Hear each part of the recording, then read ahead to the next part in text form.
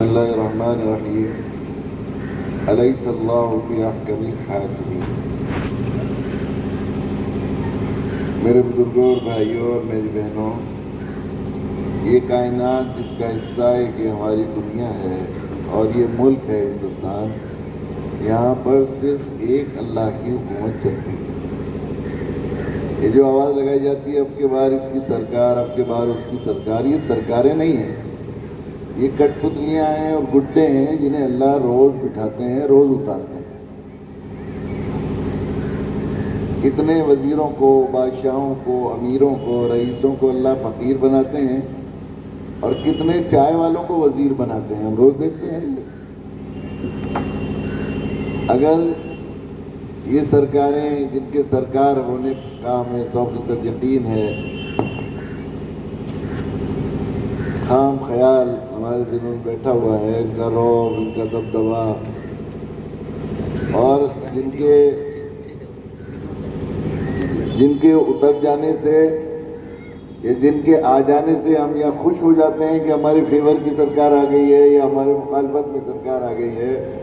اگر ان سرکاروں کی سرکار چلتی اللہ کی زمین میں، ان ملکوں میں، جن ملکوں میں عارضی طور پر کٹ پتلی بنا کر، گڈا بنا کر ان کو کرسی پر اللہ بٹھا دیتے ہیں، تو یہ بات نہیں ہوتی کہ لاک ڈاؤن سے چند ماہ پہلے ہندوستان ٹائمز میں ایک بہت تفصیلی رپورٹ آئی تھی کہ پچھلے 10 سالوں میں جو لوگ ملکوں کے فرما روا تھے، ان کے آباء و اجداد بادشاہ نہیں تھے کہ مغل بادشاہ تھے، ان کی اولاد والے رکشہ چلا رہے، وہ خود یا پرائم منسٹر تھے یا پریزیڈنٹ تھے، اور پچھلے پرانے نہیں، 50 سال، 20 سال، 60 سال پہلے، گزشتہ جو 10 سال یہ جو رننگ 10 سال چل رہے ہیں، انہی میں یا تو وہ کسی ملک کے پرائم منسٹر تھے یا پریزیڈنٹ تھے۔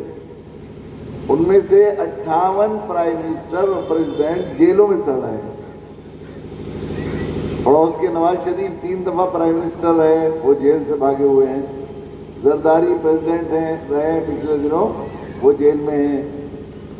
اور صدر مرسی بیچارے جیل میں شہید ہو گئے، ایک اور وہاں کے مصر کے پریزیڈنٹ جیل میں ہیں، کوریا کے ایک کارگزار پرائم منسٹر جیل میں ہیں، برطانیہ کے ایک کارگزار پرائم منسٹر جیل میں ہیں۔ نجیب عبدالرزاق ملیشیا میں 5 ٹرم پرائم منسٹر رہے، 25 سال، وہ جیل سے جو ہے ابھی انہیں ضمانت ملی ہے۔ 58، ایک نہیں، 58 ملکوں کے پرائم منسٹر اور پریزیڈنٹ جیلوں میں۔ اگر ان کی سرکار چلتی تو کوئی چپراسی بھی جیل میں جانا چاہتا ہے؟ اس کا مطلب یہ ہے کہ الیس اللہ بأحکم الحاکمین،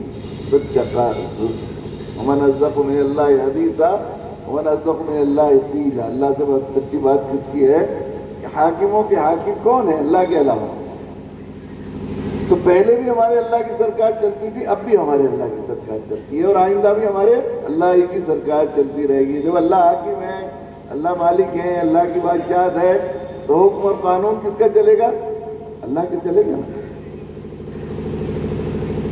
یہ دنیا کے لوگ جن کو عارضی طور پر اللہ تعالیٰ کرسیوں پر بٹھاتے ہیں اور کبھی ان کو دل میں انصاف ڈال دیتے ہیں، کبھی ان کے دل میں غصہ اور جلال ڈال دیتے ہیں، کبھی جو ہے ظلم پر ان کو جو ہے آخری درجے کی وہ جو ہے زیادتی اور سختی ان کے دلوں میں پیدا کر دیتے ہیں، کبھی عوام کے لیے اور رعایا کے لیے نرمی پیدا کر دیتے ہیں۔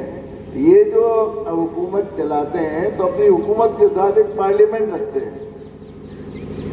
یہ پارلیمنٹ ہونا اس بات کی علامت ہے کہ انہیں اس بات کا اعتراف ہے اور اقرار ہے کہ ہمارا قانون ابھی ناقص ہے، اس میں کچھ بدلنے کی یا اس میں کچھ بڑھانے کی یا کچھ گھٹانے کی ضرورت ہے، انہیں خود اعتراف ہے اس بات کا، کیونکہ یہ انسانوں کے بنائے ہوئے قانون ہیں اور انسانوں کی ہر چیز محدود ہے، عقل بھی ناقص محدود، اس کے آداب بھی محدود، اس کا جو ہے سب چیزیں محدود ہیں، اس لیے قانون بھی محدود ناقص ہے۔ لیکن اللہ تعالیٰ کی ذات کامل، کہ اللہ کی مشیت کامل، اللہ کا علم کامل، اللہ کی حکمت کامل، اللہ کے آداب کامل، اس لیے اللہ کا جو قانون پہلے دنیا کو بنانے سے پہلے اللہ نے طے کر دیا ہے، وہ کبھی اس میں کوئی تبدیلی نہیں آتی۔ قرآن نے کہا ہے، اس قانون کو کہتے ہیں سنت اللہ کی، قرآن نے اعلان کیا وَلَن تَجِدَ لِسُنَّتِ اللَّهِ تَبْدِيلًا، وَلَن تَجِدَ لِسُنَّتِ اللَّهِ تَحْوِيلًا، اللہ کی سنت کو نہ بدلا ہوا پائیں گے نہ پھرا ہوا پائیں گے۔ وہ کائنات میں وہ سنتیں، وہ قانون جو اللہ کا کبھی نہیں بدلتا، اس میں سے یہ اللہ کا قانون یہ ہے لَإِن شَكَرْتُمْ لَأَزِيدَنَّكُمْ وَلَئِن كَفَرْتُمْ إِنَّ عَذَابِي لَشَدِيدٌ۔ اگر تم شکر گزاری کرو گے اللہ نعمت کو بڑھائیں گے، اگر تم ناقدری ناشکری کرو گے تو اللہ کی پکڑ سخت ہے، نعمت چھین لی جائے گی۔ شکر گزاروں قدردانوں پر نعمت بڑھائی جاتی ہے، ناشکرے ناقدروں کے پاس سے نعمت چھین لی جاتی ہے۔ یہ اللہ کا قانون ہے۔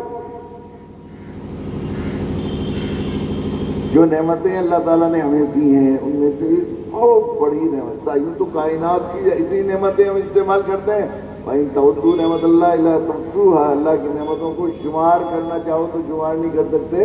ان نعمتوں میں جو بڑی نعمت ہے وہ ہے دین اسلام کی نعمت، اس لیے کہ اللہ نے اتنی نعمتیں دی بندوں کو، ایک سے ایک قیمتی نعمت ہے، ایک سے ایک قیمتی نعمت ہے۔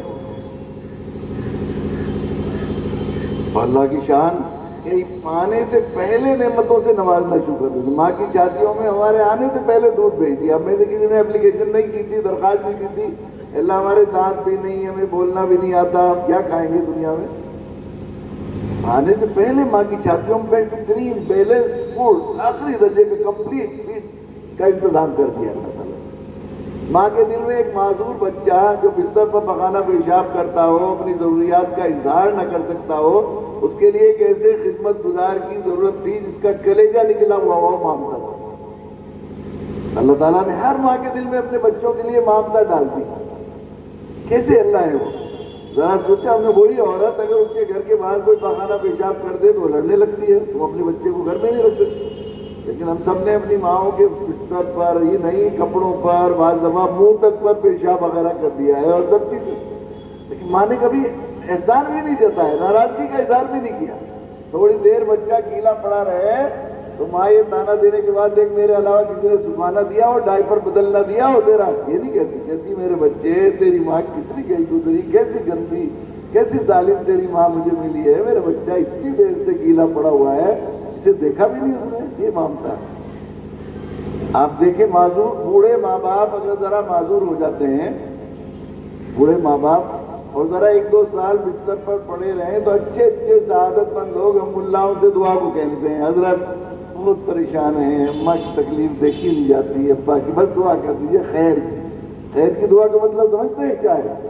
تو بس اللہ اس سلسلے کو الہی چھین لے زندگانی، وہ اب بیمار سے تنگ آ گئے۔ 5-7 بچوں سے ایک بوڑھا ماں یا ایک بوڑھی ماں باپ پلتے نہیں ہیں، ان کی خدمت نہیں ہوتی، بوجھ سمجھ کر کرتے ہیں۔ اور ماں باپ اپنے 5, 7, 10, 12 بچوں کو شوق سمجھ کے معذوری میں خدمت کرتے ہیں۔ یہ کیا وجہ ہے؟ اس لیے کہ اللہ تعالیٰ نے اپنے رحمت کے سمندر کا ایک قطرہ اپنے بندوں کو ڈال دیا۔ کیسے؟ کتنی ہر چیز کا ہماری ضرورت سے پہلے خیال کیا اللہ نے، کیسی نعمتیں ہیں، جو جتنی ضرورت کی چیزیں، سانس، آکسیجن انسان کی ضرورت ہے کہ ایک لمحہ اس کے بغیر کام نہیں چلتا، تو اس کے لیے ہمیں کم میں سے کسی کو فکر کرنے کی ضرورت بھی نہیں ہے صحت کی علامت کی حالت میں کہ ہمیں کوئی سلنڈر چاہیے یا کہاں سے آئے گا یا کیسے، کسی سے درخواست کرے، کسی کو فون کرے کہ وہ بھیج دے، ایسا بھی نہیں، اللہ نے خود انتظام کر رکھا ہے۔ یہ فری کی نعمت نہیں ہے، بہت قیمتی نعمت ہے یہ آکسیجن۔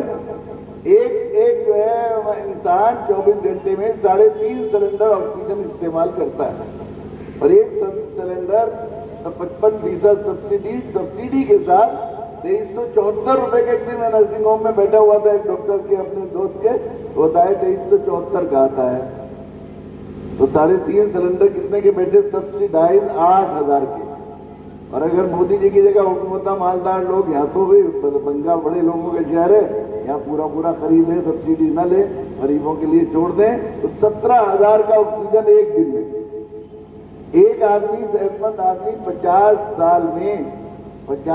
سال میں 2 کروڑ روپے کا آکسیجن استعمال کرتا ہے، 2 کروڑ روپے کا آکسیجن استعمال کرتا ہے 50 سال میں۔ اب اگر کہہ دیتے تو ہم میں سے کوئی کر سکتا تھا؟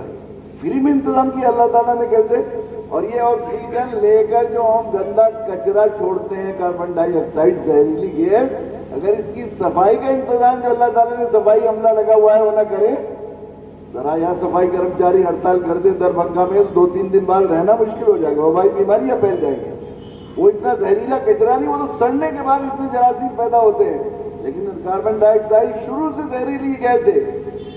اس کے لیے یہ پیڑ پودوں کو لگایا اللہ نے، ان کے پتوں کو جہاں یہ کھانا بناتے ہیں، پھلوں کے درختوں کو بیچتے ہیں، وہاں یہ بھی انتظام کرتے ہیں کہ کاربن ڈائی آکسائڈ کو جذب کر کے صاف شفاف آکسیجن مہیا کرتے ہیں۔ اگر ایک دن کے لیے پیڑ پودوں کے اللہ چھٹی کرتے ہیں، اگلے روز زمین پر ایک آدمی بھی نہیں بچے گا۔ ایسی کتنی نعمتیں اللہ کی سمائن تعودو نعمت اللہ الا تحصوها، اللہ کی نعمتوں کو شمار کرنا چاہو تو شمار نہیں کر سکتے۔ اللہ تعالیٰ نے وَسَخَّرَ لَكُم مَّا فِي السَّمَاوَاتِ وَمَا فِي الْأَرْضِ جَمِيعًا مِّنْهُ، زمین آسمان میں جو کچھ ہے وہ تمہاری خدمت گزاری کے لیے بھیجا، ایک سے ایک نعمت ہے اللہ کی۔ لیکن نعمتوں میں سب سے بڑی نعمت جس کو قرآن نے جو مکمل کیا دین کو، اپنے نبی کے واسطے سے ہم سب پر احسان جتایا، الیوم اکملت لکم دینکم واتممت علیکم نعمتی ورضیت لکم الاسلام، آج میں نے تمہارے لیے تمہارا دین مکمل کیا، اپنی نعمتوں کو تمام کر دیا۔ کسی نعمت کو دے کر یہ بات نہیں فرمائی کہ نعمتوں کو تمام کر دیا، اسلام کو دے کر یہ اتمام نعمت ہے، نعمتوں کا اتمام ہے تمام نعمت۔ اس کی وجہ یہ ہے کہ انسان کی فطرت اور اس کا مزاج اس طرح بنایا ہے، کوئی بڑی سے بڑی نعمت اگر اس کو صحیح استعمال کا طریقہ اور قانون اسے معلوم نہیں ہے، اس سے کیسے زیادہ سے زیادہ فائدہ اٹھا سکتا ہے نہیں معلوم ہے اسے، تو وہ نعمت اس کے لیے نعمت نہیں بلکہ بعض دفعہ ہلاکت کا ذریعہ ہو جاتی ہے۔ گاڑی آپ نے ہندوستان کی سب سے قیمتی اور مہنگی گاڑی خریدی، لیکن آپ کو چلانی نہیں آتی، ڈرائیونگ کے اصول معلوم نہیں ہے، آپ ڈرائیونگ نہیں سیکھتے تو کیا کریں گے؟ اگر لے کر چلیں گے تو کیا کریں گے؟ خود بھی ہلاک ہوں گے، دوسرے لوگوں کو بھی ہلاک کریں گے۔ نعمت ہلاکت کا ذریعہ بن گئی۔ جہاز خریدا آپ نے، بہت قیمتی جہاز، اور آپ کو اس کو اڑانا نہیں آتا، اس کے اصول معلوم نہیں ہے، تو جہاز کیا ہے؟ ڈبہ ہے وہ۔ اتفاق سے آپ نے اس کو الٹا سیدھا کسی طرح کوئی کمپیوٹر میں ایسا کر دیا، وہ اٹھ کے چل دیا، تو ظاہر ہے کہ علاقے محلے کو بھی تباہ کرے گا، آپ کو بھی تباہ کرے گا۔ انسان کی فطرت ہے۔ اس لیے ساری نعمتوں سے کیسے فائدہ اٹھائے انسان، اس سے یہ زندگی کی جو نعمتیں دی ہیں اللہ نے، ان کو کیسے استعمال کرے کہ ایک اچھا انسان بن سکے، اپنے لیے بھی خیر اور خوشی کی زندگی گزارے، اور یہ سماجی حیوان ہے، ایک اچھا سماج کیسے ڈیولپ کر سکے، یہ دنیا میں کیسے انفرادی اور اجتماعی زندگی اچھے سے اچھی، خوبصورت، آرام کی، عزت کی، راحت کی گزارے، اور یہ دنیا مدرسۃ الآخرہ میں عارضی زندگی سے میں کما کر مرنے کی ابد الآباد زندگی کیسے خوبصورت، خوش نما اور خوشی کی بنائے، اس کے لیے اللہ تعالیٰ نے ایک ضابطہ اور قاعدہ اسلام کی شکل میں دیا ہے، جس کو فالو کر کے آدمی ہر نعمت کو نعمت بناتا ہے، اور اس کے خلاف اگر کرے گا کام، اس قانون کے خلاف کرے گا تو پھر نعمتیں ہلاکت کا ذریعہ بن جائے گی۔ تو یہ نعمت ہے اسلام۔ اللہ کا ایک قانون یہ بھی ہے کہ نعمتوں کا شکر گزاری، قدردانی کی جائے گی تو اللہ نعمت کو بڑھائیں گے، اور نعمت کی ناشکری کرے گا اللہ نعمت پکڑ سکتے ہیں، اور پکڑ کے اور جو ہے لئن شکرتم لازیدنکم ولئن کفرتم ان عذابی لشدید کے 3 درجے ہیں علماء نے لکھے۔ پہلا درجہ تو یہ ہے کہ نعمت موجود، نعمت چھین لی جائے، یہ بھی بہت بڑا، نعمت موجود ہو، نعمت کے بجائے زحمت بن جائے، یہ ریورس ہوتی ہے، نعمت بے فائدہ ہو، ایک یہ بھی ہے۔ تیسرا یہ نعمت موجود ہے، نعمت ہلاکت کا ذریعہ بن جائے، نعمت بننے کے بجائے زحمت بن جائے، یہ بھی ہوتا ہے، یہ بھی نعمت عذابی اللہ کے عذاب اور پکڑ کی شکلیں ہو سکتی ہیں۔ تو اللہ تعالیٰ نے یہ دین نعمت کے طور پر دیا ہے ہمارے لیے۔ اللہ تعالیٰ کسی بندے کو دین کی نعمت سے نوازیں اور ساتھ ساتھ میں اس کو اس پر عمل کی آزادی بھی ہو۔ یہ اسلام تو نعمت ہے ہی، لیکن اسلام پر اپنے اللہ تعالیٰ نے جو احکام، اوامر و نواہی کے، جو چیزیں انسان کے لیے ضروری ہیں ان کے کرنے کا حکم دیا ہے، اور جو چیزیں انسان کے لیے مضر ہیں، نقصان دہ ہیں، ان کو ان سے رکنے کا حکم دیا ہے، انہیں حرام قرار دیا ہے۔ تو یہ اوامر و نواہی کے احکام جو ہیں اللہ تعالیٰ نے بندوں کے فائدے کے لیے، بھلائی کے لیے طے کیے ہیں۔ اللہ کو ہماری دینداری کی ضرورت نہیں، ساری دنیا میں ایک آدمی بھی ایمان والا نہ رہے، سارے کافر مشرک ہو جائیں کہ اللہ کی خدائی ایک حبہ برابر کم ہونے والی ہے، اور ساری دنیا کے لوگ نبی اور رسول بن جائیں، اللہ کی خدائی اس سے بڑھنے والی ہے۔ اللہ نے ہمارے فائدے کے لیے عذرائے مامتا و شفقت یہ دین رحمت اور اتمام نعمت کے طور پر ہمیں عطا فرمایا ہے. تو یہ دین تو نعمت ہے ہی، لیکن اس سے بڑی اس دین کی نعمت کا اتمام یہ ہے کہ اس دین پر عمل کی آزادی اس کو ہو، احکام پر عمل کی آزادی ہو. نماز پڑھنے کی آزادی، روزہ رکھنے کی آزادی، حج کرنے کی آزادی، جو احکام جو نواہی ہیں ان سے جو ہے گناہوں سے بچنے کی آزادی سب اس کو حاصل ہو. شرک سے بچنے کی آزادی، کفر سے بچنے کی آزادی، بدعت سے رکنے کی آزادی، یہ سب چیزوں کی جو آزادی ہے، یہ آزادی اس دین نعمت اتمام نعمت کا بھی اتمام ہے. یہ اللہ آزادی دیتے ہیں اور وہ بندے اس آزادی کا فائدہ اٹھا کر، اس آزادی سے پورا فائدہ اٹھا کر ان احکام پر عمل نہیں کرتے. اللہ کی دین اسلام کے ان احکامات کی نعمت عظمیٰ کو کی ناقدری کرتے ہیں، ناشکری کرتے ہیں، اپنے ہاتھوں ان احکام کو پامال کرتے ہیں، فرائض ادا نہیں کرتے، انہیں منکرات سے منہیات سے نہیں رکتے. اللہ تعالیٰ پھر ایسے حالات پیدا فرما دیتے ہیں کہ وہ آدمی اس احکام پر عمل کرنا چاہے تو عمل نہیں کر سکتا، پابندیاں لگا دی جاتی ہیں، نعمت چھین لی جاتی ہے. ہم اس ملک میں رہ رہے ہیں، اللہ نے ہماری تقدیر کو اس ملک سے وابستہ کیا ہے اور ہمیں اس ملک کی تقدیر کو ہم سے وابستہ کیا ہے. یہ اللہ کا بہت بڑا انعام ہے. ہمیں اللہ تعالیٰ نے ہر لحاظ سے ایک بہترین اور ایک انتہائی خوبصورت ملک عطا فرمایا. اپنے جغرافیے کے اعتبار سے بھی ایسا عجیب ملک ہے. بعض ملک ایسے ہیں جس میں سبزہ زار ہیں لیکن ریگستان نہیں ہے. عربوں کا مزاج یہ ہے کہ اگر انہیں ریگستان نہ ملے، وہاں رہتے اکتا جاتے ہیں. 2-4 روز کے لیے ٹینٹ لے کر اپنی گاڑیوں میں چلے جاتے ہیں، جنگل میں ریت میں ڈوبتے ہیں، ان کے بچے کھیلتے ہیں، وہ کرتے ہیں، تو انہیں راحت ہوتی ہے. بعض علاقے میں ریگستان ہے، سبزہ زار کہیں دکھائی نہیں دیتے. بعض ایسے ہیں جہاں میدان ہے، پہاڑ دکھنے کو نہیں ملتا، وہ دوسرے ملک جاتے ہیں پہاڑی علاقہ دیکھنے کے لیے. انہیں پہاڑی خوبصورتی اور حسن کو دیکھنے کو دل چاہتا ہے، انسانی فطرت ہے. بعض ایسی جگہ ہے پہاڑ ہیں، وہاں سب میدان کہیں دکھائی نہیں دیتا. بعض جگہ ایسے ہیں سمندر دیکھنے کے لیے دوسرے ملکوں کا سفر کرنا پڑتا ہے. بعض ہر وقت سمندر کے درمیان میں اس طرح خطرے سے منڈلاتے رہتے ہیں، ہر وقت طوفان کا خطرہ رہتا ہے. لیکن یہ ملک ایسا ہے، اس میں ریگستان بھی ہے، سبزہ زار بھی ہے، پہاڑ بھی ہے، میدان بھی ہے، سمندر بھی ہے، سب کچھ ہے. اس طرح آب و ہوا کے اعتبار سے بھی بعض ملک ایسے ہیں جن میں سردی ہوتی ہے، گرمی نہیں ہوتی. بعض ملک ایسے ہوتے ہیں گرمی ہوتی ہے، سردی نہیں ہوتی وہاں پر. بعض ملک ایسے ہوتے ہیں خشکی برسات ہو جائے تو عید ہوتی ہے. پورے گلف میں یہ حال ہے، جب بارش ہوتی ہے تو عید کی طرح خوشی مناتے ہیں. بعض ایسے ملک ہیں کہ ہر وقت انہیں گھر سے نکلتے چھتری رکھنی پڑتی ہے، نہیں تو سب ڈاکومنٹس جو بھی چیزیں ہیں وہ بھیگ جائیں گی. ہر وقت کس وقت بارش ہو جائے، دن میں کتنی دفعہ بارش ہوتی ہے. ایسے ملک ہیں وہ. لیکن ہمارے ملک میں بارش بھی خوب ہے، خشکی بھی خوب ہے، سردی بھی خوب ہے، گرمی بھی خوب ہے. ایسا ملک ہے. پھر اللہ تعالیٰ جزائے خیر دے ان بزرگوں کو، ان اکابرین کو، ان محسنین کو، ان دانشوروں کو، ان صاحب نظر دور کی نگاہ رکھنے والے ہمارے بزرگوں اکابرین کو، کہ ملک جب تقسیم ہو گیا تھا تو ہم ساری ملک کے مسلمان ایک ریلا لگا ہوا تھا کہ ہم چھوڑ کے چلے جائیں گے، لیکن ان بزرگوں نے دیوار بن کر ہمیں واپس کیا. حضرت شیخ الحدیث صاحب، حضرت مدنی رحمۃ اللہ علیہ، حضرت مولانا ابوالکلام آزاد، حضرت رائے پوری، اور چیخ کر انہوں نے کیسا کیا کہ مسجد کے مینارے، بزرگوں کی قبریں اور یہ آبا کی حویلیاں تمہیں چیخ کر پکار رہی ہیں کہ تم ہمیں کس کے سہارے چھوڑ کر جا رہے ہو. تو ہم رک گئے یار. اور پھر اس وقت جب ملک لے لیا تھا مسلمانوں نے، اور مسلمانوں کا کیا رہ گیا تھا بظاہر، مگر کتنے ہوشمند تھے، کتنے دانشور تھے، کیسے صاحب نظر تھے اور کیسے حکیم تھے وہ لوگ کہ وہ قانون ساز لوگوں کے ساتھ جڑے اور انہوں نے اعتماد بحال کیا اپنا، اور انہوں نے اس ملک کو سیکولر، ملک کے قانون کو سیکولر قانون قرار دلوایا. ڈاکٹر امبیڈکر کو قانون ساز لوگوں کی صدارت تک پہنچانے والے ہمارے علماء کابرین تھے. تو کہ یہاں اس ملک میں ہمیں جو ہے، یہاں ایک prime minister president of India کو جو حق شہریت حاصل ہے، وہ ایک فقیر بھکاری مسلمان اور کوڑی مسلمان کو بھی حاصل ہے. یہ ملک اس میں ہمیں بھیجا گیا ہے.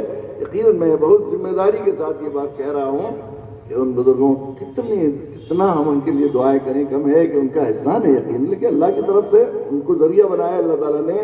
یہ ملک جس میں ہم رہ رہے ہیں، اپنے دین پر آزادی کی بہت ذمہ داری کے ساتھ میں یہ بات کہہ رہا ہوں. بہت سے ملکوں میں اللہ کے شکر ہے سفر کیے میرے، دنیا کے بہت سارے ملکوں پر. سفر کرائے اللہ تعالیٰ نے، اور خصوصاً وہ جو اسلامی ملک کہلاتے ہیں ان میں تو بہت باہر جانا ہوا، اور ہم لوگ ملا لوگ کوئی یہ ایکسپورٹ امپورٹ کی مارکیٹ دیکھنے تو جاتے نہیں، وہاں تو اپنے ہر آدمی اپنے دھندے کے لیے جاتا ہے۔ ہمارا ایک دھندا ہے کہ ہم دینی دعوتی کوششیں کرنے کے کیا مواقع ہیں اسی کو تلاش کرنے جاتے ہیں ہم۔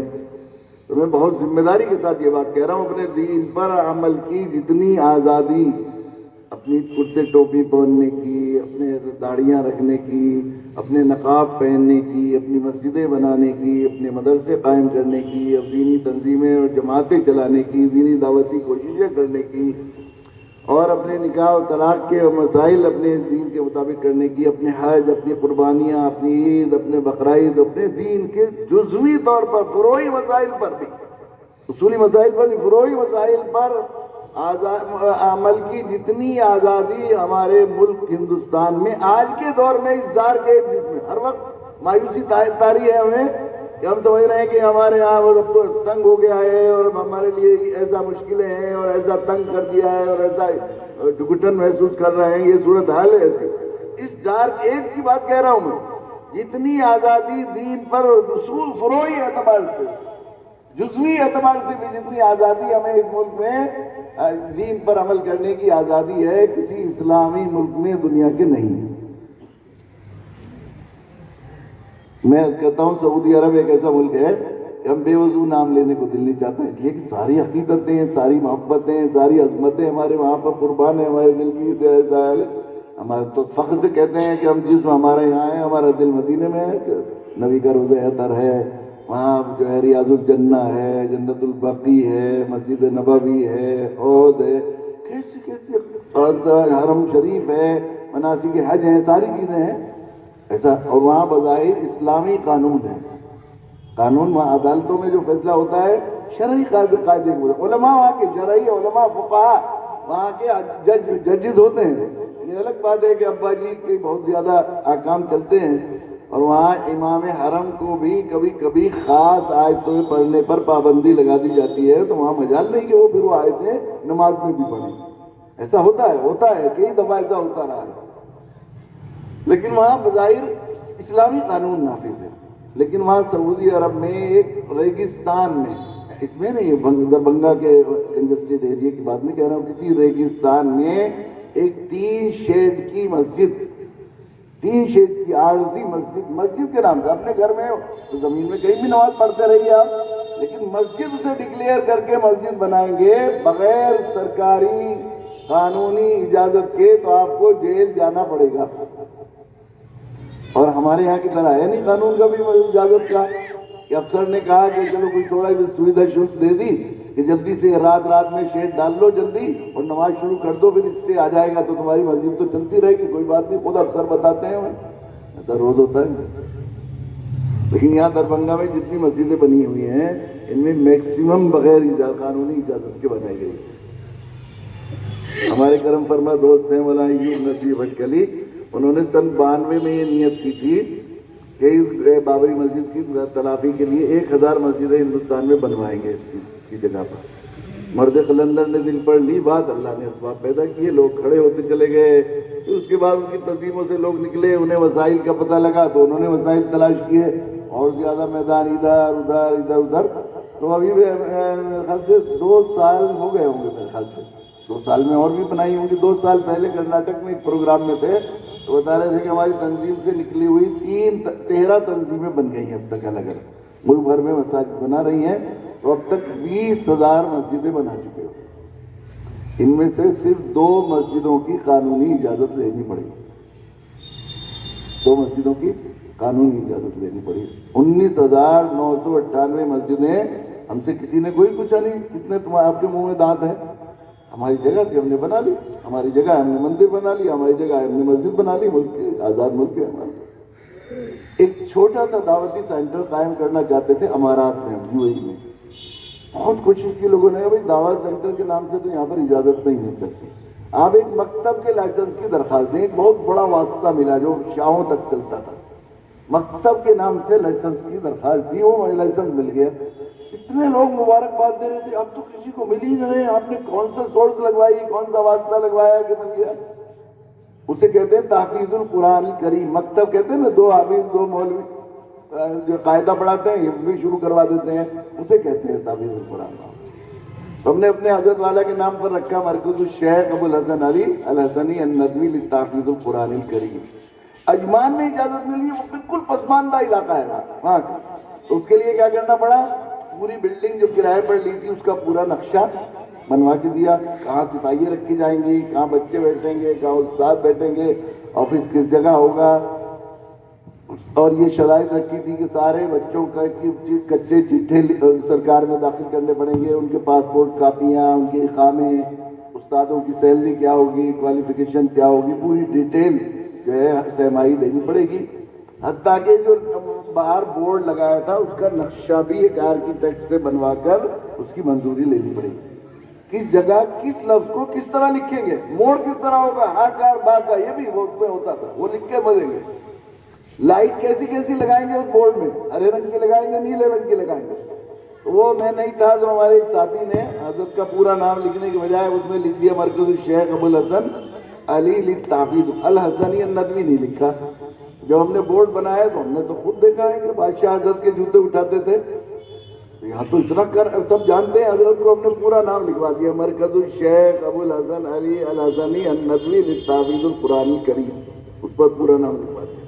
اور ایک طرف ہری ٹیوب لائٹ لگنی تھی تو وہاں دکانوں پر نہیں ملی قریب میں، تو میں اتفاق سے تھا، میں نے کہا نیلی لگا دو. اتنی سی بات کا کیا ہے، ہم ہندوستان کے لوگ ہیں، آزاد بھارت کے لوگ. میں اپنے لحاظ سے بتا دیا. ایک ہفتے کے بعد نوٹس آ گیا کہ آپ کو اس نام سے کس نے لائسنس دیا ہے، یہ الحسنی الندوی کس کی اجازت سے لکھی، اور یہ ہری لائٹ کی جگہ نیلی لائٹ کیسے لگائی. اس ہفتے اگر آپ نے اس کا جواب نہیں دیا تو اس ہفتے آپ کا لائسنس کینسل کر دیا جائے گا. ہر سال 3 محکموں سے لائسنس رینیول کروانا پڑتا تھا، ہر سال. وہ کہتے کل آنا، 3 دن کے لیے جاتا تھا، میں اس کا مدیر تھا تو میں 3 دن کے لیے جاتا تھا تو ہفتوں لگ جاتے تھے، کل آنا، پھر مجبوری ہو پھر واپس آتا تھا. تو بڑی پینلٹی لگا کر، فیس تو دینی پڑتی تھی، پینلٹی لگا کر ہر سال رینیول کراتے تھے. اور الٹیمیٹلی پھر بھی لائسنس کینسل ہو گیا. اور یہاں پر بالکل ایسے حساس ترین علاقوں میں، پورے پنجاب کے بارڈر پر، راجستھان کے بارڈر پر اور ہریانہ میں کتنوں سو مدرسے اللہ تعالیٰ نے مجھ جیسے ایک دیہاتی کے ہاتھوں قائم کیے. کسی نے ہم سے پوچھا نہیں کتنے دانت ہیں آپ کے منہ میں. ہم نے کہا کہ ہمیں 12ویں کی منظوری کی ضرورت ہے یا 10ویں کلاس کی منظوری بھی چاہیے، تو ہم نے کہا یہ فارمیلٹی پوچھ کر لاؤ. پھر ہم نعمت کو نعمت نہ سمجھیں، نعمت نہ جانیں. یہاں شکر گزاری کا حکم ہے، نعمت کے اعتراف بھی کرنا چاہیے، اظہار بھی کرنا. ہمیں ایسی آزادی ہے. اب اگر اس آزادی سے ہم فائدہ خود ہی نہ اٹھائیں، اب پامال کریں، تو پھر اللہ کا قانون نافذ ہوتا ہے کہ پھر نعمت چھین لی جاتی ہے. انہی مسجدوں میں جمعے کی نماز میں کتنے نمازی ہوتے ہیں؟ انہی مسجدوں میں فجر کی نماز میں کتنے نمازی ہوتے ہیں؟ کہیں باہر سے آتے ہیں، دوسرے ملک سے بسیں آتی ہیں، دوسرے شہر سے، یہیں سے آتے ہیں نا. یہیں سے کسی مولوی نے آپ کو، علماء نے، حضرت قاری شبیر صاحب نے مسئلہ بتایا کہ فجر کی نماز جمعے کی نماز فجر کی نماز سے زیادہ فرض ہے. جمعے میں بہت چھٹیاں ہیں. آپ کسی ایسی بستی میں جمعہ نہیں ہوتا، سفر کی سہولت میسر نہیں، تو آپ ظہر پڑھ لیجیے. آپ سفر میں ہیں ظہر پڑھ لیجیے، آپ بیمار ہیں ظہر پڑھ لیجیے. آپ کو جان کا عزت کا خطرہ ہے، باہر جائیں گے تو کوئی قرض والا آپ کو پکڑوا دے گا، وہ کر دے گا، ظہر پڑھ لیجیے. بہت سے. لیکن فجر، ظہر، عصر، مغرب، عشاء اشارے سے پڑھ سکتے ہیں تو پڑھنی ہے. لیکن کب سے جمعہ چھوڑا نہیں، کب سے فجر پڑھی نہیں. تو کیا موہن بھاگوت جی آئے تھے پابندی لگانے، خبردار جمعہ تو پڑھ سکتے ہو، فجر بھی. یا مودی جی نے جو ہے 8 بجے کے من کی بات میں کچھ بات کہی تھی کہ ہرگز مسلمان ہو، جمعہ تو پڑھ سکتے ہو، نہیں پڑھ سکتے. مال اللہ نے دیا ہے، اللہ کی نعمت ہے، یہ ہمیں امانتاً دیا گیا ہے، ملکیت نہیں ہے. 2 پیسے آ جاتے ہیں تو ہم سمجھتے ہیں کہ ہم مالدار ہو گئے. اس لیے کہ قیامت کے دن آدمی کو قدم ہلانے کی اجازت دی جائے گی جب تک کہ 4 سوالوں کے جواب نہ دے. ایک سوال یہ ہوگا مال کیسے کمایا، مال کس طرح خرچ کیا. مالک سے حساب تھوڑا ہی ہوتا ہے، امیر سے حساب ہوتا ہے. پہرے دار سے حساب ہوتا ہے، کیشیئر سے حساب ہوتا ہے، حساب ہے۔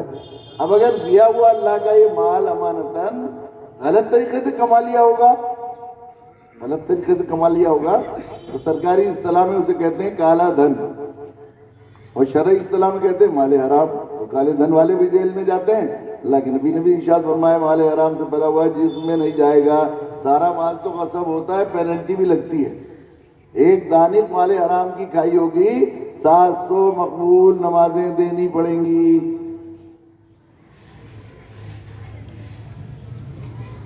تو کیا ہم ان احکام کی پابندی کرتے ہیں جو اللہ نے ہمیں آزادی دی ہے یہاں پر حلال کمانے کی؟ یا کسی نے پابندی لگائی ہے کہ آپ حرام تو کما سکتے ہیں، حلال میں کتنے چیزیں ہیں وہ؟ اس طرح خرچ کے سلسلے میں بھی امانت ہمیں دی گئی ہے، تو خرچ کے سلسلے میں بھی ہمیں وہ دیا گیا ہے کیسے خرچ کر سکتے ہیں، کہاں نہیں خرچ کر سکتے۔ جہاں خرچ کرنے کو دیا تو تھا جو ہے ایم ایل اے کو یا پردھان جی کو سڑک بنانے کے لیے پیسہ سرکار نے، اور اس نے بہنوئی کی کوٹھی بنا لی، تو کیا کہتے ہیں اسے؟ گھوٹالہ۔ شرعی اصطلاح میں کہتے ہیں تبذیر۔ ان المبذرین کانوا اخوان الشیاطین وکان الشیطان لربہ کفورا۔ شیطان تبذیر کرنے والے، بے محل خرچ کرنے والے، جہاں خرچ کرنے کو کہا تھا وہاں نہ کرنا، اور جہاں خرچ کرنے کو نہیں اجازت تھی وہاں زیادہ خرچ کرنا، یا کم کہاں کہا تھا وہاں زیادہ کرنا، جہاں زیادہ کرنے کو کہا تھا وہاں کم کرنا، اس کو کہتے ہیں تبذیر۔ یہ شیطان کے بھائی ہیں، اور شیطان اپنے رب کا باغی ہے، ناشکر ہے، کافر ہے، انکاری ہے۔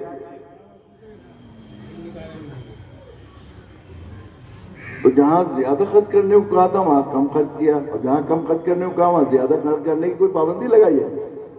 سب سے زیادہ کم خرچ کرنے کو جہاں کہا تھا 2 جگہ تھی۔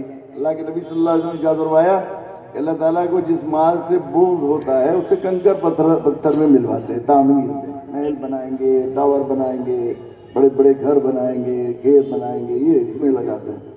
دوسرے آدم النکاح برکتن ہے، ترومونتن، اللہ کے نزدیک پسندیدہ شادی وہ ہے جس میں کم سے کم مشقت اور خرچ ہو۔ مطلب جتنا زیادہ خرچ ہوگا اللہ کو ناپسند ہے، مقبول ہے۔ تو کم خرچ تھا ان دونوں چیزوں میں۔ اور ڈاکٹر حمید اللہ صاحب نے لکھا ہے کہ جب اللہ کے نبی، بیلنس شیٹ کون ہے آئیڈیل؟ اللہ کے رسول صلی اللہ علیہ وسلم۔ یہ اللہ کا کرم ہے کہ اللہ تعالیٰ نے، کیونکہ انسان کی فطرت یہ ہے کہ ڈرائیونگ پر پی ایچ ڈی کرا دے کوئی اس کو، اور اسے بٹھا کر اسٹیئرنگ پر ڈرائیونگ نہ سکھائے تو یہ ڈرائیور بن نہیں سکتا۔ اس لیے اللہ تعالیٰ نے زندگی کی ڈرائیونگ کے لیے صرف کتابیں نہیں بھیجی، بلکہ انبیاء علیہ السلام اور آخر میں کامل ترین ڈرائیور زندگی کے اسوہ حسنہ جناب رسول اللہ صلی اللہ علیہ وسلم کو بھیجا۔ تو آپ کی بیلنس شیٹ جو ہے آئیڈیل بیلنس شیٹ ہے۔ خرچ کیسے کرنا ہے، کمانا کس طرح ہے، ضابطہ بتا دیا اللہ کے نبی نے، عمل سے سکھایا۔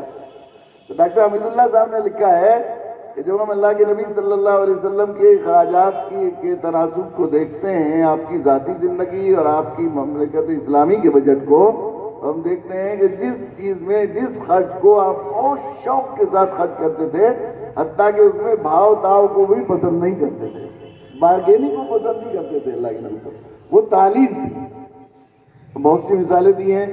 ایک مثال انہوں نے واقعہ لکھا ہے کہ بادشاہوں کو خط لکھنے پڑتے تھے اللہ کے نبی صلی اللہ علیہ وسلم کو، تو یہودیوں سے خط لکھوانے پڑتے تھے۔ ان پر اعتماد نہیں ہوتا تھا کہ یہ پتہ نہیں ترجمہ صحیح کر رہے ہیں کہ نہیں کر رہے ہیں۔ اللہ کے نبی نے صحابہ سے فرمایا کہ تم لوگ زبان سیکھو، کسی کو عبرانی، کسی کو سریانی، کسی کو فارسی۔ حضرت ابو ہریرہ رضی اللہ تعالیٰ روایت کرتے ہیں کہ فارسی زبان ذرا مشکل تھی، اللہ کے نبی نے کہا کہ فرمایا کہ جو ہے تو ابو ہریرہ تم بہت جینیس ذہین ہو، تم فارسی زبان سیکھ لو، واقعہ جیسا حکم ہو۔ ایک یہودی کو بلایا گیا جو فارسی زبان کا ماہر تھا، اس سے پوچھا بھائی فارسی زبان سکھانی ہے ہمیں اپنے ایک اسٹوڈنٹ کو، تو انہوں نے کہا ٹھیک ہے میں سکھا دوں گا، 3 مہینے کا کورس ہے، کتنے پیسے؟ 2000 درہم لوں گا۔ تو بعض صحابہ نے کہا 2000 درہم 3 مہینے کے، یا رسول اللہ صلی اللہ علیہ وسلم؟ آپ نے خاموش ہو جاؤ، دینے مجھے ہیں۔ اس کو بھی پسند نہیں فرمایا آپ نے۔ حضرت ابو ہریرہ رضی اللہ تعالیٰ فرماتے ہیں کہ میں نے 23 دن میں فارسی زبان سیکھ لی۔ اللہ کے نبی صلی اللہ علیہ وسلم کے خدمت میں حاضر ہوا، وہ میرے استاد بھی تھے ساتھ میں، یہ آپ کا جو اسٹوڈنٹ ٹرینڈ ہو گیا، پورا ہو گیا اس کا نصاب۔ اتنی جلدی 23 دن میں، تو آپ بہت خوش ہوئے، اپنی جیب خاص سے 2000 درہم بھی عنایت فرمائے اور 50 درہم انعام کے طور پر دیے اس کو۔ مسجد نبوی میں پڑھائی ہوئی ہے، اس زمانے کی انگریزی تھی وہ زبان، یہ سمجھیے جیسے فارسی آج کی ہے زمانے کی انگریزی زبان ہے. اگر 2000 درہم کا آج کے حساب سے حساب لگایا جائے, سونے کے اعتبار سے اگر لگائے, اس لیے 57.5 تولہ سونا وہ چاندی 7.5 تولہ سونا 52.5 تولہ چاندی کے برابر تھی. چاندی کی قیمت زیادہ نہیں بڑھی ہے, سونے کی قیمت مسلسل بڑھ رہی ہے. اگر سونے کے حساب سے درہم کا حساب لگایا جائے تو 50,000 روپے, اور اگر وہ جو ہے چاندی کے حساب سے لگایا جائے تو 2.5 لاکھ روپے بیٹھتے ہیں. 23 دن کی ٹیوشن فیس. اللہ کے نبی اس میں سب سے زیادہ خرچ کرتے تھے. لیکن ہم لوگوں نے شہروں کا سروے کرایا تھا ایک زمانے میں, وہ مسلمان جن کے پاس اچھے اسکولوں میں پڑھانے کے لیے بچوں کی فیس نہیں ہے, مدرسے میں وہ تام فیس نہیں دے سکتے, ہم تو مستطیع نہیں ہیں, غیر مستطیع ہیں, ہمارا نام لکھ لو, ہم غریب ہیں, 70 ہیلے بہانے لگ کر وہ کرتے ہیں. وہی مسلمان انہی بچوں کی شادیوں پر ان کی تعلیم سے 10 گنا پیسے اور ذاتاً خرچ کرتے ہیں. تو کیا موہن بھاگوت جی آئے تھے اس بات پہ, RSS کی طرف سے کوئی ایک حملہ آیا تھا خبردار شادیوں میں تو خرچ کر سکتے ہو, بچوں کو فیس نہیں دے سکتے تم؟ یہ مودی جی نے پابندی رکھی, ہم نہیں پامال کیا نا. جب ہم پامال کریں گے تو اللہ کا قانون کیا ہے؟ اللہ کا قانون یہ ہے کہ آزادی جو اتمام نعمت ہے دین نعمت کی, اس سے فائدہ اٹھا کر لوگ احکام پر عمل نہیں کرتے. اللہ تعالیٰ ایسے حالات لاتے ہیں کہ وہ عمل کرنا چاہیں تو نہیں کر سکتے. اللہ تعالیٰ نے عارضی طور پر ایک بے حقیقت بے جان مخلوق کو بھیج دیا ابھی چند دن پہلے, کورونا جس کو کہتے ہیں. یہ جاندار نہیں ہے, بے جان ہے وائرس. انسان کا جسم ملتا ہے تو اسے زندگی ملتی ہے. اور اتنی چھوٹی مخلوق ہے کہ عام مائکروسکوپ میں دکھتی بھی نہیں, اتنی چھوٹی مخلوق ہے. 70 ابھی WHO کے کسی ڈاکٹر کا مضمون میں دی ہیلتھ میں پڑھ رہا تھا, 70 کروڑ نہیں 70 ارب کورونا کسی کے جسم میں سرایت کرتے ہیں تو پازیٹیو رپورٹ آتی ہے. اگر 69 ارب آئیں گے تو نیگیٹو آئے گی. 70 اور ایک کورونا کا وزن ہے 0.00070 لگا کر 5 ٹیلی گرام. 1 ملی گرام میں 10,000 ٹیلی گرام ہوتے ہیں. تو اس وقت تک, ابھی 2-3 مہینے پہلی بات ہے, اس زمانے تک 2 کروڑ لوگوں کو پازیٹیو رپورٹ آئی تھی. بہت سے لوگ ایسے تھے جن کی رپورٹ بھی نہیں ہوئی. 2 کروڑ لوگ, تو 2 کروڑ لوگوں پر صرف 4 کروڑ لوگوں تک آ گئی تھی پازیٹیو رپورٹ. تو 4 کروڑ لوگوں کو صرف 2 گرام کورونا کی کار فرمائی ہوئی ہے. اللہ نے صرف 2 گرام بے جان مخلوق بھیجی. اس کی وجہ سے ساری مسجدوں کے دروازے, مدرسوں کے دروازے, دارالعلوموں کے دروازے, حرمین کے دروازے بھی عارضی طور پر اللہ تعالیٰ نے بند کر دیے. تم نعمت نہیں ہو, دروازے کھلے ہوئے دیکھ کر تم قدر نہیں کر سکتے, آقا سجدہ ریزی کی عزت حاصل نہیں کر سکتے. اللہ بار بار 5 وقت تمہیں بلا رہے ہیں, اتنے بڑے حاکم الحاکمین کے دربار میں تمہیں ملاقات کے لیے, خود وہاں سے صدا لگ رہی ہے, تم آ نہیں رہے ہو. تو دیکھو ہم عارضی طور پر بند کر کے دکھا رہے ہیں کہ ہم مستقل بند کر سکتے ہیں, اور ہم بند کرتے رہے ہیں نا قدروں کے ساتھ, بند کرتے رہے. اسپین میں کیا حال ہوا, بخارا سمرقند میں کیا حال ہوا, چائنا میں بھی آج بعض شعبوں میں ایسے حالات ہیں کہ وہاں مستقل بند کر دیے گئے, چونکہ قدر نہیں کی احکام میں, عمل نہیں کیا ہم نے احکام. جو احکام اللہ تعالیٰ نے نافذ کیے ہم پر نعمت کے طور پر, اتمام نعمت کے طور پر, اسلام میں جمہور فقہاء کا اتفاق ہے کہ اس امت پر سب سے پہلے عائد کیے جانے والا فریضہ دعوت. ہمارے علماء کے قافلہ سالار اور سرخیل امیر المومنین فی الحدیث حضرت مفتی سعید صاحب پالنپوری اور اپنی دنوں میں کئی دسیوں سال سے مسلسل لوگوں کو یہ بات سمجھا رہے تھے اور بتا رہے تھے کہ یہ جو ارکان اسلام ہیں, دعوت کی کیا اہمیت ہے. حضرت فرماتے تھے دیکھیے ارکان اسلام جو ہیں, اسلام کی بنیاد اللہ کے نبی صلی اللہ علیہ وسلم نے 5 چیزوں پر ہے. یہ جو پہلا رکن ہے شہادت لا الہ الا اللہ محمد رسول اللہ, یہ حضرت فرماتے تھے یہ ایمان نہیں ہے, یہ بلکہ یہ غیر ایمان والوں میں ایمان کی دعوت ہے. یہ شہادت, حضرت فرماتے تھے شہادت منکرین کے سامنے دی جاتی ہے, ماننے والوں کے سامنے گواہی کی ضرورت پیش نہیں آتی. میرے 10 روپے مثال دیتے تھے, میرے 10 روپے. ایک مرتبہ سب سے پہلے میں نے ان کی تقریر سنی تھی دعوت الحق کا ایک بہت بڑا پروگرام مغربی یو پی کے تمام بڑے اداروں کے ذمہ دار علماء موجود تھے. حضرت محی سننا حضرت شاہ ابراہیم الحق صاحب نور اللہ مرحبا کے حیات میں حضرت بھی وہاں تشریف لائے اور بیان کو بہت زیادہ پسند فرمایا. اس میں انہوں نے فرمایا کہ مثال دی کہ میرے 10 روپے آپ پر چاہیے. میں نے کہا کہ بھائی 10 روپے دے دیجیے کہ 10 روپے آپ کے پکے ہیں, 2 دن کی مہلت اور دے دیجیے تو گواہی کی ضرورت پیش نہیں آئے گی.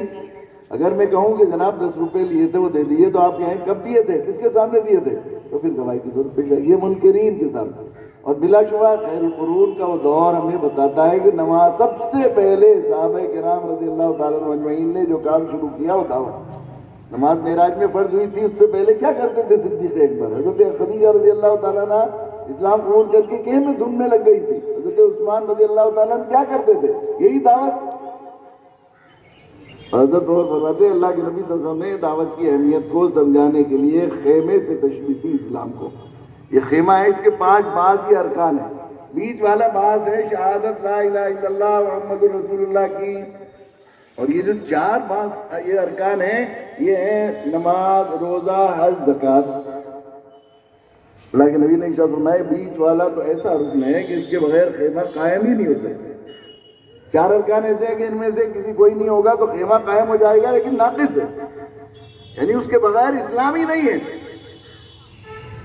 اللہ نے منصبی فریضہ ہے, منصبی فریضہ ہے. ختم نبوت کے اعلان کے بعد اللہ تعالیٰ نے اپنے نبی کی نیابت میں ہمیں عزت, ہمیں عزت بلندی اور سرفرازی عطا کرنے کے لیے ہمیشہ دینے والا سخی بنائے رکھنے کے لیے اللہ تعالیٰ نے دائی امت, خیر امت کا لقب دیا اور بڑے فخر کے ساتھ ہمارا تعارف کرایا. کنتم خیر امت اخرجت للناس, تم سب سے اچھے ہو. یہ نہیں فرمایا, حضرت عمر رضی اللہ تعالیٰ فرمایا کرتے تھے انتم خیر امہ, نہیں فرمایا کنتم خیر امہ. اردو میں اگر کہیں کہ تم بھی اچھے ہو, تم بھی اچھے, یہ بات نہیں, بلکہ تم ہی خیر امت ہو. صرف یہ لقب اور یہ منصب تمہیں سونپا گیا ہے اور کسی کو نہیں سونپا گیا. کنتم خیر امہ اخرجت للناس, اس لیے نہیں اچھے ہو کہ تم داڑھی ٹوپیاں رکھتے ہو, اس لیے اچھے نہیں ہو کہ تم جو ہے کرتے پجامے پہنتے ہو, اس لیے اچھے نہیں ہو, یہ نہیں کہا کہ تم ہماری مسجدوں کو آباد کرتے ہو, اس لیے اچھے نہیں ہو کہ سب گرمی کے موسم میں تم روزے رکھتے ہو, اس لیے اچھے نہیں ہو کہ تم اپنی حلال کمائی کو بے درے خرچ کرتے ہو. کسی اور نیکی کا ذکر کیا. اخرجت للناس, تمہیں اخرجت للمؤمنین ولا للمسلمین بھی نہیں فرمایا, ایمان والوں کے لیے نہیں پیدا کیا. الناس, انسانوں کی نفع رسانی کے لیے, خیر خواہی کے لیے تمہیں نکالا گیا ہے. اتفاق بھی نہیں, خرج للناس نہیں فرمایا کہ اتفاق سے ایسا ہو گیا, کوئی مجبوری تھی. اللہ نے اپنے پلان, اپنی مشیت کے تحت تمہیں نوازنے کے لیے خیر امت کا لقب دیا. تأمرون بالمعروف وتنہون عن المنکر, تم لوگوں کو بھلائی کا حکم دیتے ہو, لوگوں کو برائی سے روکتے ہو. قیامت تک رہنے والا دین ہے. معنوی تحریف اور کسی لفظی تحریف کے تمام چور دروازے بند کر دیے ہیں میرے اللہ نے. حضرت عبداللہ ابن عباس, حضرت ابو ہریرہ رضی اللہ تعالیٰ عنہ اجمعین کی 2 روایتیں